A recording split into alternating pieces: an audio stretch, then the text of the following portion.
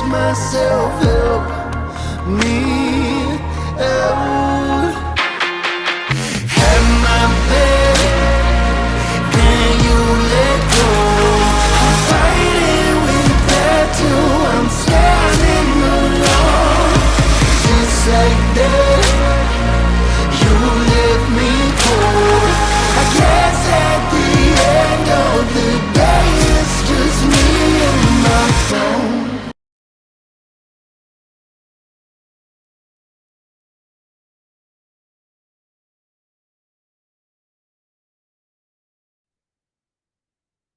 Welcome back to Queen's Mindset. If this is your first time joining us, welcome, welcome, welcome. We are super excited to have you here with us tonight. And guess what? We have another powerful woman in the room. I cannot wait to introduce you to her. But before we head right into it, if you have not done this already, I want you to go right ahead and hit that subscribe button just down below and make sure that you are subscribed to this channel so that you can be kept abreast. All right, let's head right into it and let's welcome our lovely guest for tonight, Mrs. Sally Ann. Sally Ann, how are you? I'm doing well, and I just wanted to say thank you for having me. God bless you. You are most welcome. It's definitely a pleasure to have you here tonight. So, Sally Ann, I know that everyone is at the edge of their seats and they're like, oh my goodness, what is her story? Because every week we keep getting great stories, right? So they're excited. But before we get to that point of your story, I want you to tell us a little bit about who you are and what you do. Okay, well, I am an educator. I've been, just elevating young minds for over 20 years. It's the joy of my life and the privilege of my life to be a special education teacher. And in fact, how I got into special education is because I am what they call a SPED baby myself. I was diagnosed with ADHD at a very young age.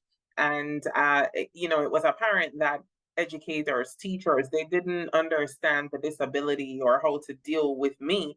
And so it left me at a disadvantage, and I'll get into my story later on, but I just wanted to just indicate that how I got into my profession is in part because of my story and my own personal journey. And so I feel so very blessed to, recognize change and transformation in children dubbed the worst of the worst, like I was dubbed the worst of the worst. And so today I am an educator in Savannah, Georgia. I am a transition specialist for Savannah Chatham County Schools.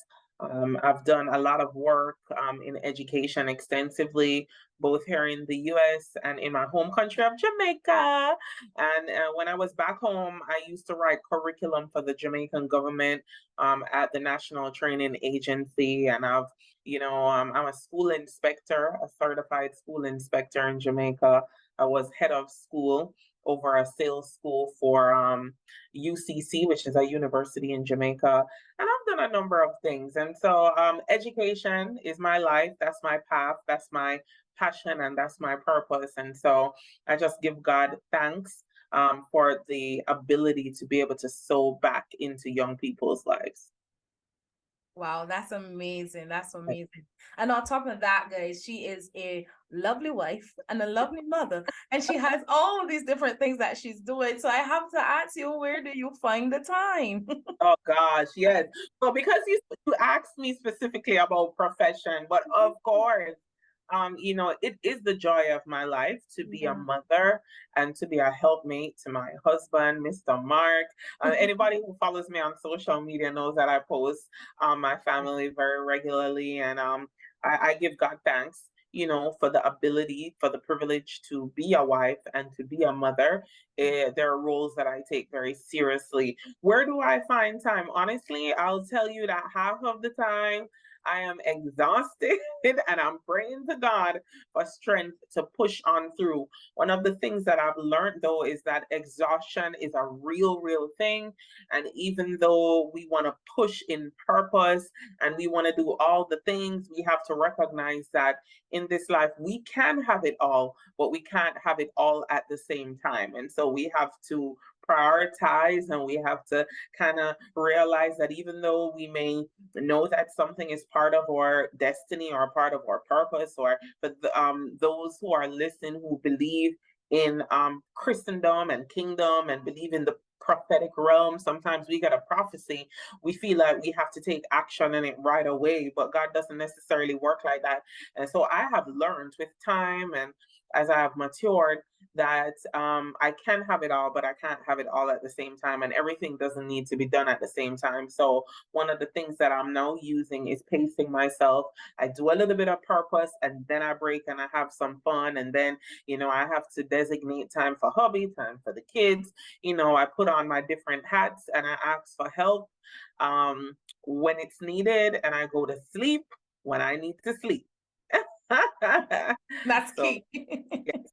That's beautiful. That's beautiful. I love what you said. Balance is the key, guys. Balance is the key. So if you're watching here tonight, the key to it all is balance. You have to have some form of balance. So we are talking about battered, bruised, not broken. And you have a powerful story. I want you to tell us where it all began for you. Where it all began. So it all began for me when I was 3 months old. I've shared this many times on platforms. I was 3 months old when my biological mother decided that she could no longer care for me. And so she packed this little baby bag that she had for me there. She was living in like a halfway house. She was like living with a couple of other women doing what they do, and she had me, and she just got up one day and she was like, I can't raise this baby, I can't care for her. And so she started to make her way by foot, and she got to this road called Lyndhurst Road in Jamaica, and that's a road that has one of the most popular radio stations on it called RJR in Jamaica. And so she was making her way, she was trying to get to RJR so she could make an announcement that she has this baby that she wants to give away. Because back in those days, if you had a baby, the police, they would plead with the public, listen, don't leave babies at the dumpsters or anywhere, take them to like a radio station or the TV station, and then we will have officials come and take the baby and so on. So she was trying to get there, and then the rain started drizzling. And so this kind young man sees this young lady with a young baby in her hand, and he stopped his car, and then he asked her, he said, ma'am, do you need help or do you need a ride? And she responded by coming into the car, and she started explaining her plight to this young man. And after they exchanged a few words, she told him her story and all of that, and then she ended up handing me over to him. He took some information from her, and the rest is history. He I say now that God intercepted the plan of the enemy at that time, because from before I was formed in my mother's womb, he knew that he had a plan for me. And so that kind young man is my father today, Mr. Selburn Sharp. And so he will tell the story. He's the one who has been telling me the story all my life, and then my mom comes in and fills in the pieces. But he'll tell the story that after she got out of the car, he got some particulars from her. That was 1981, because I'm about to be 43 years old. So there was no phone or anything. My dad is a teacher. So he always had like paper, pen, pencil in the car and all of that. And he also sold insurance on the side. And so what happened at that time was that he wrote down the particulars of her information, what she told him. And in that baby bag, she had my birth certificate from the Kingston Public Hospital and a few items of clothing that she, just wanted to give me away with. And it was in a baby bag. So when she left the car, he placed me on the front passenger seat and barricaded me in with the baby bag and held it down and took his time driving me home to his wife. Now, his wife, my mother, was on her knees at the time praying for a baby, because just 3 weeks prior to that, she had her third and final miscarriage. And so the doctors told my parents they would never be able to have biological children. My mom, she knew what God told her in her heart, that she would have a child, but she just didn't know how. And so my dad came home with me, and the rest is history. They have raised me. Along the way, I found out when I was age 11, between ages 11 and 13, they started revealing to me bits and pieces of the story. And I started acting out when I went to high school, because, I'm looking for love in all the wrong places and I feel rejected. They were good parents, but imagine processing that news as an 11, 12-year-old child. You don't feel good, and then you start to wonder about yourself, your identity. I had low self-esteem and, struggled quite a bit from a mindset perspective. And so when I talk to people about mindset today, it's not even coming just, oh, because I read this book and it sounds nice to say. I really struggled with a poor and negative mindset, negative self-concept, and I had to end up going to therapy, counseling to undo and unpack a lot of those things. And so, going into high school and acting out, now my parents have to be taking me to psychologists and psychiatrists to uncover what is going on. And it was during that time that my parents had me assessed, and I was diagnosed with attention deficit hyperactivity disorder at 15. So I was given away at 3 months old. I found out bits and pieces of the story between ages 11 to 13. I was diagnosed with ADHD, which is attention deficit hyperactivity disorder, at age 15. And then I was largely misunderstood by my parents and my teachers. And then I was subsequently kicked out of high school at age 17. So I completed fifth form and then got actually into lower six. But after lower six, they told my parents, she's not a good fit for the school. You're gonna have to withdraw her. But God is good. I don't leave people on the low, because guess what? I always tell people, from there on, Kamisha, I would have worked for a year. My mom got me a job. My parents are educators. And I worked as a heart trust trainee for a year. And that's where my love affair with Heart Trust started, and training and education. And I worked for a year and I had my CXC. So it wasn't hard for me to decide what was I going to do. So by the time I got to 18, I was talking with my mother, and she said, why don't you, because my mother was a lecturer at Michael Teachers College in Jamaica for a long time. And she said, why don't you consider coming to Michael Teachers College? And then after just a couple of conversations, I decided I would do the special ed program. And thus began my love affair with special education. And that was the beginning of me stepping into my purpose and realizing that God was calling me to be the teacher of the misunderstood student, just like I was largely misunderstood. And so the same high school that kicked me out employed me 4 years later. The same principal that kicked me out employed me. Today, she's one of my biggest advocates, a mentor of mine. I love her dearly. Mrs. Sharon Reed, who was the educator and extraordinaire for St. Andre High School for girls, one of the best high schools in Jamaica. And that's where I started my teaching career, at the same school where I was kicked out. And so my teachers who didn't understand me ended up becoming my colleagues. And if that is not a story to give God thanks for, I don't know Wow. what else is. Yes. So. Wow, listen, God has a sense of humor out of this world.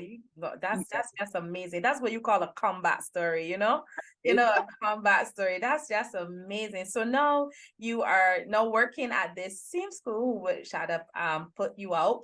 How did it feel to come back and have to teach among the same persons who looked down on you? How did that feel? You know what? At the time, I want to say that I didn't even understand the depth of the story, the depth of the impact, the depth of what was happening at the time.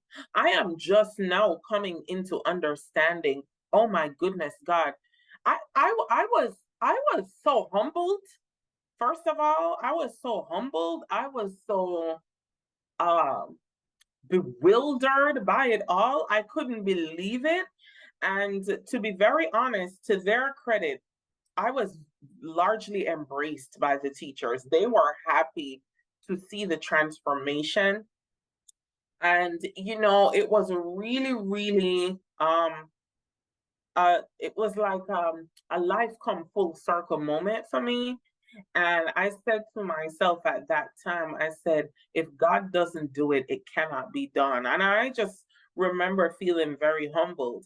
And it is only now, later on, years later, that I can say, oh my goodness, God, when you decide, listen, they have a saying in Jamaica, it says, time longer than rope. That just means, listen, when you give God his time, when God says in the Bible, vengeance is mine, says the Lord, allow him to fight your battles for you, because it's just now that I am seeing the power of my testimony, really, and how he was able to turn it all around.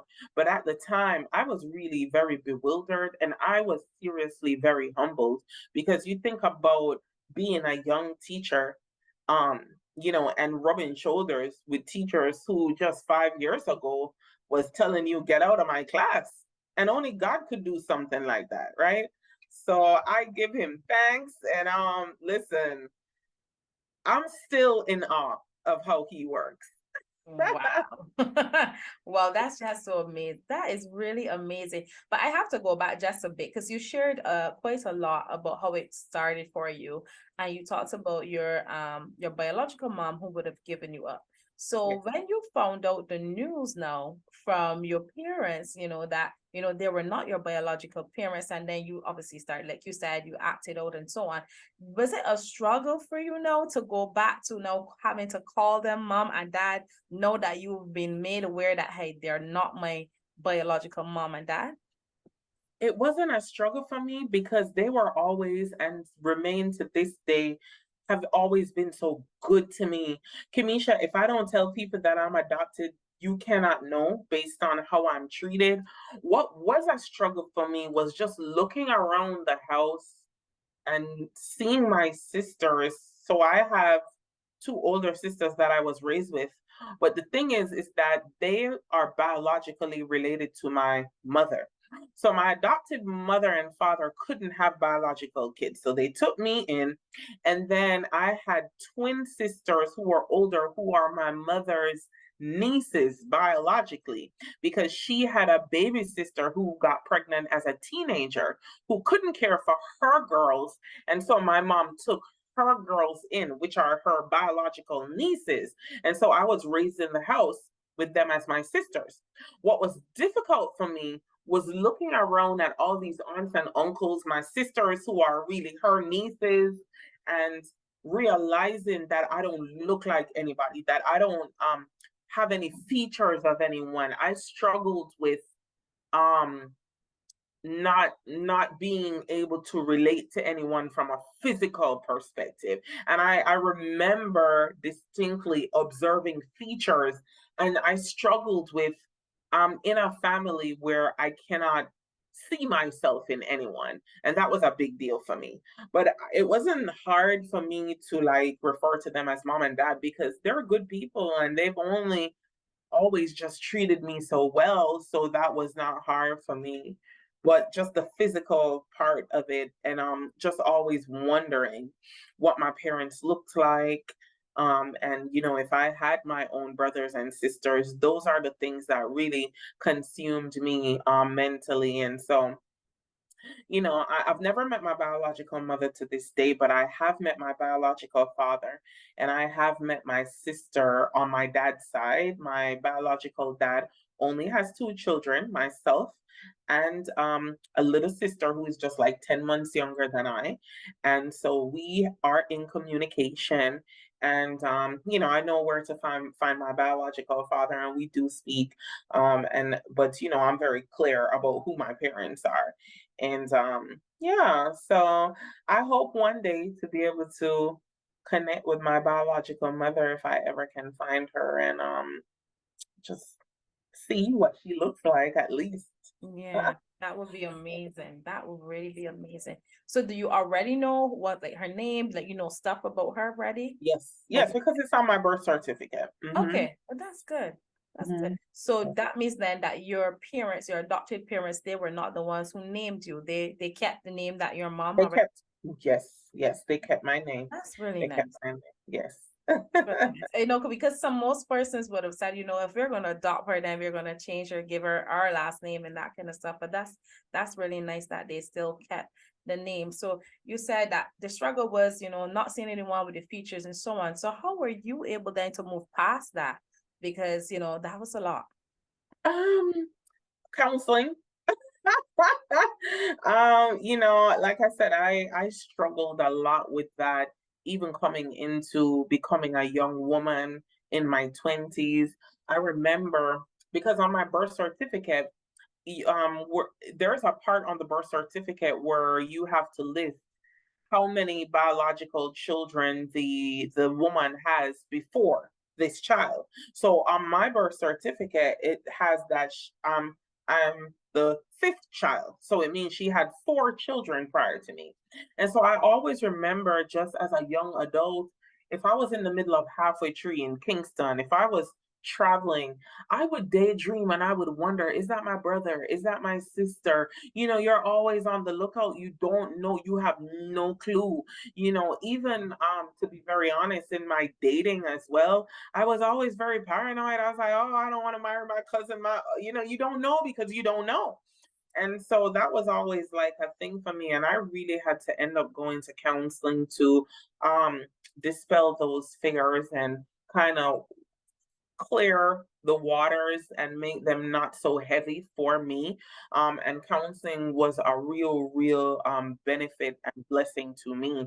And I give God thanks for that because I needed it. And so that's how I've really been able to, now as a grown woman, having a very supportive husband of my story, who, if I just kind of need to, offload and talk a little bit. One of the things that was really difficult for me, even as an adult, even post counseling, was having children, because I had very difficult pregnancies and they would ask all these questions about like family history, you know, um, all the things, do you have a history of high diabetes, high blood pressure, this, that? I don't know. I don't know. I don't have this biological information about my mom. So, things like that always take you back to a little place. You sit quietly and you're like, I really don't know a lot about that biological component and piece, which is, I figure it's something that I'll have some issues back and forth with, maybe until the day I die, especially if I don't get to meet my mom. I'm at peace with that as well. My life is not normal, and that's okay if at the end of it God gets glory. That's really the truth. If my life and my story needs to be structured this way, not that God needs my help, but He does use us as vessels, right? And so if it causes people to be able to see my light, um, and come to glorify God at the end of it, then I don't mind the struggle, for real. For real. And I've just come to terms with that, because a lot of times when I share my story, especially with the young people, they're like, oh man, Miss Grave, you went through all of that. You're a teacher, you're doing the thing now, you're doing it. That means I can make something of myself. And that warms my heart, and that's enough. That's enough that can get me through. So yeah. Wow, that's just powerful. That's such a powerful, statement to make, to be comfortable in that. So it tells me that you've been through that process, you've had that healing. And I hope that someone who's watching tonight, that woman who's watching tonight, and maybe you can really relate because you yourself have gone through a similar situation. I want you to be encouraged because we can look and we can see how good Sally Ann is doing for herself, how she's been able to overcome and go through that storm. And it's almost like the storm didn't even occur because God has been with her every step of the way. So let that be an encouragement to you tonight that you too can overcome whatever it is that you're being faced with. So you said something earlier where you said about your mom and so on. So the question is I wanted to ask is, let's say for example, okay, So having been through that situation, how did your mom, because I know it's different with women, having to see, okay, she's acting out because of all of these things. And yes, of course, I am sure she had some level of understanding, but how does she feel, having to hear you say, I don't look like anyone? It's almost like you just feel like you don't belong. How was she dealing with that aspect of things? Well, you know what? My mother has always been very supportive, and I even overheard her telling my aunt, which is her sister, one day she was like, Yvonne, because, like my aunt, she's always like, okay, Marjorie, don't stress yourself about what she's doing, da da da, always trying to encourage her sister. And, my mom says, you know what? Irrespective of whatever she does or says, it was her mother's purpose to have her, but it's my purpose to raise her. And so my parents have always been very purpose driven people. And even just hearing her say, listen, it's my purpose to raise her, just always gave me that comfort to know that she was very clear about the fact that God sent me for her to raise and mold into the woman that I am today. And so Wow. I'm not going to say it didn't affect her emotionally, but what I will say is that she was a good steward over her emotions, because Mm. if she ever flipped out like really bad, I have never seen it. And I give God thanks for her. Very grounded woman of God, extremely spiritually mature, very patient, very loving, very kind.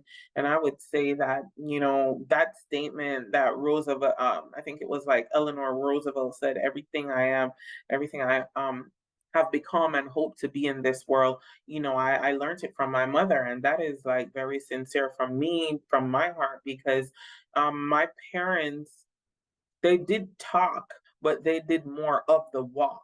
Okay, so it was, they did talk the talk, but they simultaneously was walking the walk, so you could learn because they led by example. And so I'm very grateful. I God bless them from the crown of their head to the sole of their feet, very feet. I pray that God will continue to keep them because they did a good work. Um, if I may say so myself. Mm. And if my behavior didn't ruin my parents' marriage, then let me tell you something now. They are good, because I was a very disruptive child. So I give God thanks for them, and just the grace that God has blessed both my parents with, but especially my mother. And I think she's helped handled it very gracefully. That's amazing. That's amazing. And so and the next question I really have to ask is, at any point did you, having found out the news and coming to grips with everything, because putting all the pieces together at such a young age, at any point did you like blame God or got upset? Because you mentioned that having looked at the certificate here, you're saying, okay, wait, I'm number 5. So you kept the 4 and you give me up. Did that ever, like, like those thoughts swarm your mind and you cause you to want to blame God, to say, God, what was wrong with me? Why did I not be kept by my mom? Well, the truth is, I would come to learn that she gave all her children up for adoption. That's what I've heard. And so I don't know that I've ever really struggled with, and even if she did keep them, I don't know. I don't, that was never really like a thing for me. And if I'm to be honest, I don't ever recall questioning God, because from a parental standpoint, I had really good parents. It was just my own internal struggle. So I think if anything, I would question maybe not anything about my mom not keeping me, but more so maybe my struggle with it. I think I would question why I couldn't accept it, because there were points in time when I would feel guilty that I was struggling with it so much because I had such good parents. You know what I'm saying? So some people come from like an adoptive situation where they were raised in foster care and it was a horrible time. So you can justify or understand why they were struggling with Yes. their life. But I mean, I wasn't like rich. I wasn't poor. I think I would describe my upbringing as a decent middle class upbringing where my parents did the very best they could as middle income earners, educators, just doing their thing and just trying to make sure that me and my sisters had the best. So I don't think I ever questioned that. I think that I actually have grown to and come to, even from a young age, I've always said, I've always thought to myself that my life could be really bad if my mom kept me. Like, she must have looked on me and knew that I deserved a better life and knew maybe she couldn't provide it for me. So she was like, you know what, God, I'm going to go out into this big world and I'm going to pray that you put her in the right arms. And you know what? Counseling helped me to shift my mindset and my perspective because at one time I didn't like my mother. I struggled a lot with her, my biological mother, for what she did. But my perspective shifted because I said, if she did a million things wrong in her life, she did one thing right because her motherly intuition was on point that day when she decided to give me to Selburn Sharp. She made a very good decision to put me into the arms of a very God-fearing man, because my life even could have been very different if she gave me to the wrong people. So I am now feeling very grateful and indebted to her for her motherly instinct, and I just stay in that space. I tell myself that story, and I'm sticking with that one, the good one, the positive version of it all. I love that. I love that. Talk about perspective and mindset. That is phenomenal. Ladies, I hope you are really capturing this. Make sure you're commenting below. Make sure you're sharing this link with a friend because this is phenomenal. Steal somebody with gems. Salian, I love that. That's the right posture to have, the right perspective to have, because what happened is that your adopted parents, they got a miracle and so did you.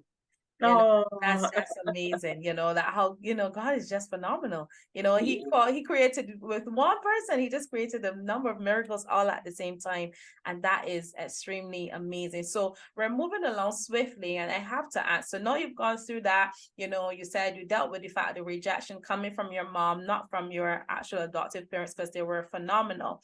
But as you grew up now and you're getting ready to date, how did that circumstance then did that affect your reasoning or wanting to date persons, because of course you felt rejected some way from your biological mom? Did that affect you? Yeah, rejection was a big thing for me. And even before I got to dating, like if I was ever in an environment with how we have I went to an all-girls school.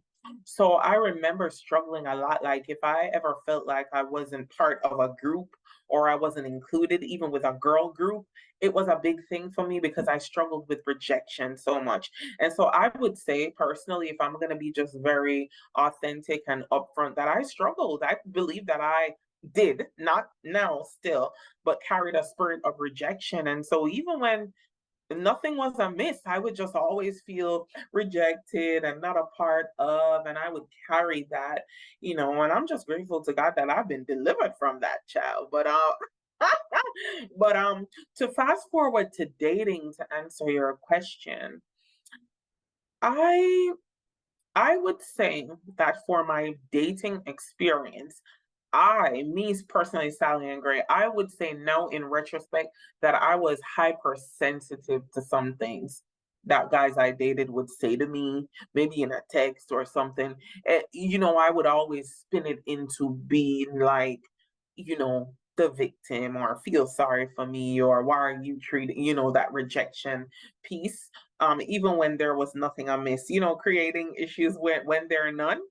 And so again, counseling helped me with that to kind of sort through and even understand, we can be uh, dealing with things and not even know that we're dealing with it. We can carry spirits and not even know that we're carrying them. We can have issues and not even know that we have issues. And so I welcome, I talk about, I would never say, tell someone that I struggled with mental health because I don't want to make light of anything. I know I was never depressed or anything, but I can say that I was largely confused, that I had a poor self-concept and low self-esteem. And so those things morphed into bigger things. And until you are able to sort through that, because the thing with marriage when you're looking for a partner for women who are single is that it's not, they say the two become one, but you're not looking to be a half and then find a man who is a half and then you come together to make a whole. You want two whole people to come together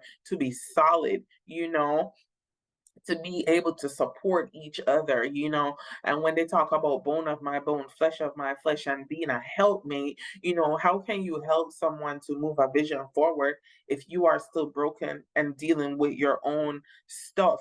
And same for the man, it can be like on both sides. And so I welcome and I tell people, listen, do not be afraid to go and see, because sometimes you have friends, um, even when you're dating and you have issues and things going on. And sometimes, with the best of intentions, your friends will give you inappropriate advice because they don't understand the deep rooted seeds that are causing these issues in you. So they go ahead and they tell you to do all this stuff. It causes mayhem, but you have not really addressed the root of the problem. And so I always tell people, listen, if you feel you're struggling with something, go and seek professional help. Of course, as a woman of God, I'm going to say, look for a Christian-based counseling ministry where they are going to utilize biblical principles to help you become whole.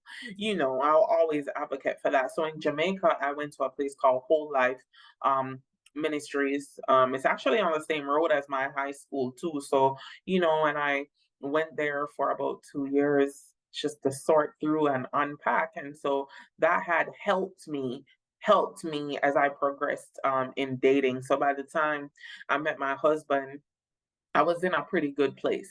And that helps with dating.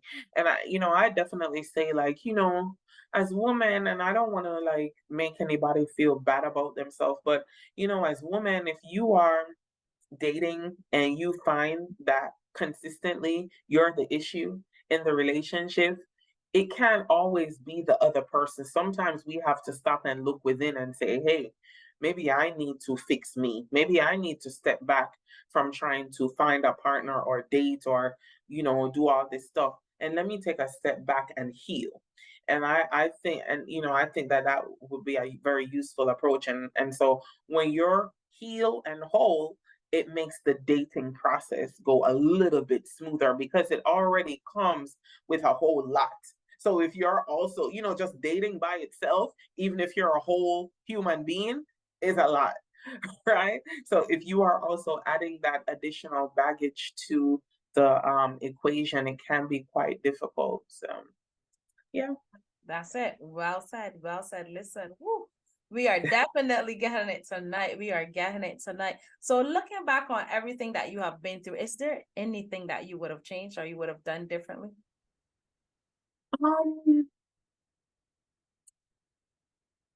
I am inclined in my flesh to say yes, because there are so many things that could change or that I would say, yeah, I would alter this and this and that. But I would say that based on the call on my life, based on who God has called me to be in the earth, based on my kingdom mandate, it is highly unlikely that I would have been able to have the impact I've had to this point and the impact that God intends for me to continue to have without a very rich and colorful story that will be able to touch the hearts and minds of people so that I am able to connect with people on a human level. And so because I understand my mandate now, I'm inclined to say no. I'm inclined to say, let everything roll exactly as God planned, and I'm cool with being in his perfect will. Yeah. Man, well said, well said. I am definitely enjoying this tonight. I hope you guys are really enjoying it too as well. We are coming pretty close to the end, but before we wrap up here tonight, I had to ask if there was a lady right now, she's watching and she's like, oh my goodness, I feel as though Sally-Ann is in my life because that's my story. What would be your words of encouragement to that woman right now who's in the position or in the situation right now that you have been able to overcome? Yes. So there's a couple of things that God has been impressing on my spirit lately, and I've been doing like little videos on social media. The first thing is, there is a scripture that says, "Hope deferred makes the heart grow sick." And so, if you are in a position tonight, to this morning, whenever it is that you end up listening to this interview, where you feel like something has been promised to you, or there's something you desire in your life, be any type of goal, any type of promise, anything that you desire, and you feel like 1 day, 2 days, 3 days, a week, a month, years are passing, and you're saying, God, when is it going to be my turn? When is it my time? I encourage you to go before God like Jacob and wrestle with him. Don't leave his side until he blesses you, because there is a blessing in the pressing, right? And I believe that if we go boldly to God and say, God, listen, I believe that I've been waiting for a long time for this thing, and I will not leave your side until you bless me. Really, in fact, even when he blesses you, we shouldn't leave his side. But wrestle if you must, ask questions if you must, but stay with God, stick with him. And so what I want to say, just to a woman right now who may be feeling down, when if you feel like your heart, your spirit is getting sick because you've just been waiting on this thing for such a long time and it has not come, I just encourage you to continue waiting on God, because let me tell you something, he has something big in store for you. And I believe that, my first lady, the church that I attend here in Georgia, she keeps talking about the shift, and I believe that the shift is up on us. And if we just wait, if we wait on the Lord, because in Habakkuk it says, "For the vision is yet for an appointed time, but in the end it shall speak and not lie. Though it tarry, wait for it, because it will surely come." And so sometimes the wait, WEIGHT, the weight of waiting, right? The weight of the wait is hard. It is hard to wait, okay?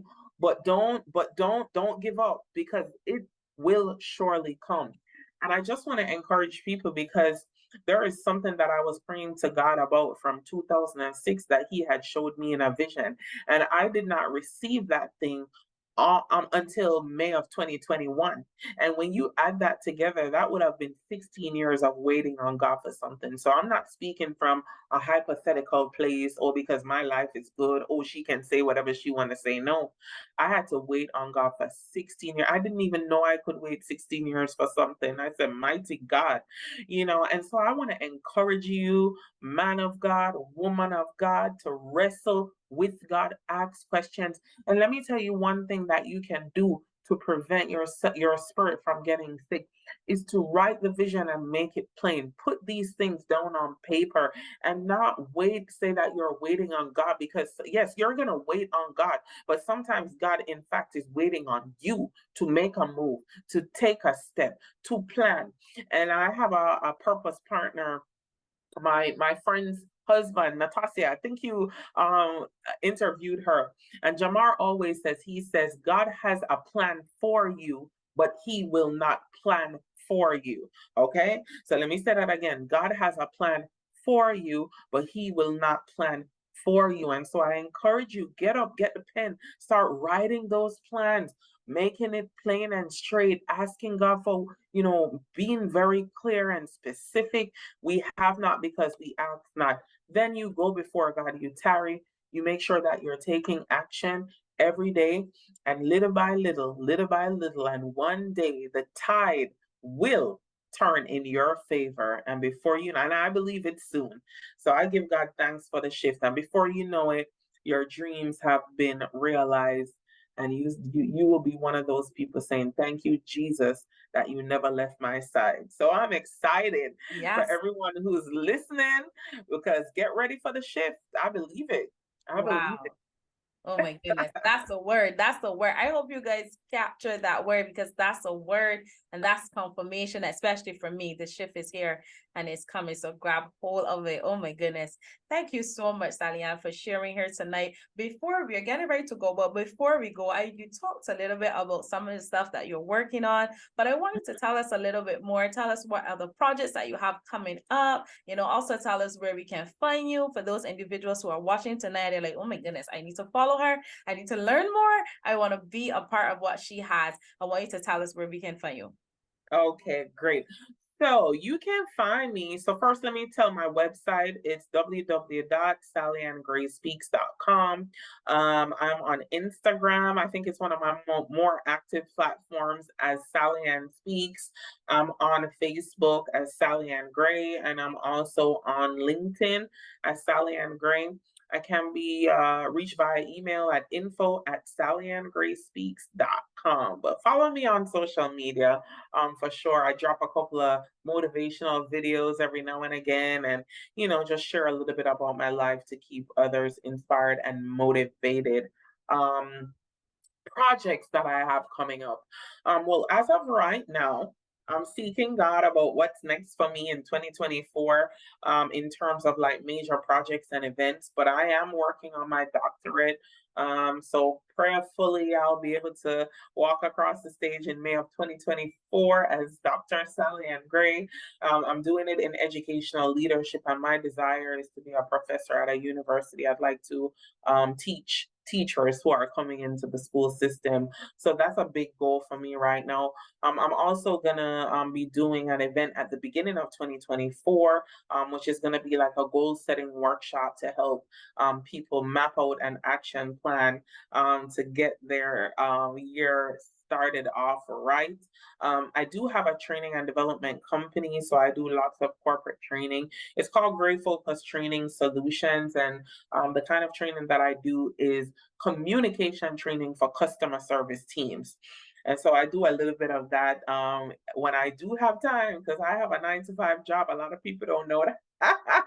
I do have a 9 to 5 job. And so, when I do have time, I do hop in and do some consultancy with corporate teams and so on.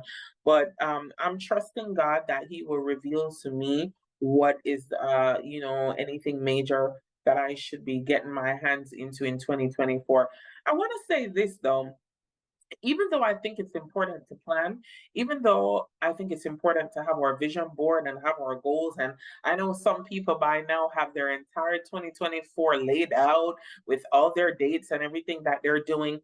I have now learned, just in the last 2 years, that I should do all of that, and we should plan, and we should plan properly, and we should operate with a spirit of excellence. But I do want to caution that in the midst of the planning, because the Bible says that in a man's heart he plans his ways, but it's the Lord who directs his steps. Can we leave a little bit of space for God to come in and just move things around a little bit and shift things around and say, what you had at number 10, I want you to move it up to 2. What you have at number 3, let's shift that down to 12. Let's give God a little bit of room to move things around within the midst of the plan. Yes, we should plan, but then He will come in and direct. And so I can say that as far as projects are concerned, I am giving God room to move, and I'm also feeling the shift a little bit from my main focus of just speaking on platforms and so on for the last 5 years, to God shifting me slightly into some other arenas and so on. And so I await the shift. I await the move of God while I plan, and while I pray, I'm working, and positioning myself so that He can use me. And I will also say this one last thing that I want to leave with your viewers is, it's important to make sure we're doing the right thing at the right time, in the right order, and in the right season. Seasonal alignment is so important. And so, not because you have come to know yourself to do something for the last 2 years means that that's necessarily the direction that God wants you to go in for this new year. And so, be open to the shift, be open to the move of God, be open to his leading, be open to new connections, be open, be open, be open. And don't come to know yourself and limit yourself for any one thing. Oh, I'm just an author. Oh, I'm just a speaker. Oh, I'm just a this or just a teacher. No, God can use you in so many different ways to achieve his purpose. And so I just want people to be open, open and positioned and ready for him to direct our steps and not resist the move of God. Yeah. Beautiful. So what I have planned for 2024, I'm gonna put some things down on paper, but I'm gonna give God some room. I love that. I love that. Plan, but give God some room. I love that. Oh my goodness. That's just amazing advice. I hope you guys are already taking the same because this is so good. I am being blessed. I am being blessed tonight with this advice, this wisdom that you're sharing tonight. I am definitely really, really enjoying this interview. One thing before we go, I want you to tell them about Sally Ann. You didn't tell them about your books. So tell them where they can find your books and so on, So Awesome. So I have 4 books. I have 4 books. The Renewal, #1. #2 is Planted in Purpose. My 3rd book is Wayward Teen to Transform Queen, which shares a little bit about my story. That book is a guide for parents of teenagers who may be a little bit out of control. They're not quite sure what the approach should be. I share my story and then I give tips. Some of the tips that my parents use with me, and some of the tips I have used with my students that have yielded results. And then my 4th book is Become a Professional Speaker. I used to teach a public speaking course back in the day. I do have one online for purchase as well. My books are available anywhere books are sold online, and you can get it on Amazon. You can get it in Barnes and Noble online and in the physical stores across the US. And I typically do at least 3 or 4 in-person Barnes and Noble book signings each year. So I'll close out the year with one, and yeah, that's where you can find my stuff. If you Google my name, Sally Ann Gray, I'm pretty sure that a lot of my stuff will pop up, links to books, my website, and so on. So yeah. amazing, amazing, amazing. Well, Sally Ann, we really want to thank you for joining us here tonight. Like I said, it's been an absolute pleasure just hearing your story and just being able to hear the wisdom that you've been able to share with us tonight. I know that our viewers tonight, they have been blessed. I know they have been blessed and they're excited to learn more about you. Remember, guys, go ahead and follow her on her Instagram and Facebook pages. Make sure you check out her books. This is a phenomenal lady. Make sure you check her out. And I also want to say, if you have not subscribed to this channel, what are you waiting for? Go ahead and subscribe to this channel and make sure that you are subscribed so that you can be kept abreast. We're coming very close to the end of this season. It's been an amazing time just having all these phenomenal speakers, being able to share their powerful stories with us. And we have been empowered, we've been encouraged, and we've been inspired. So I want you to look out for us on our next episode as we continue the season 5 of Battered Bruised, Not Broken. And Sally Ann, we'll see you very soon. Thank you once again. And thank you to our viewers for joining us tonight. Have an awesome night. We'll see you soon. Goodbye. Bye. Thank you for having me. You're welcome.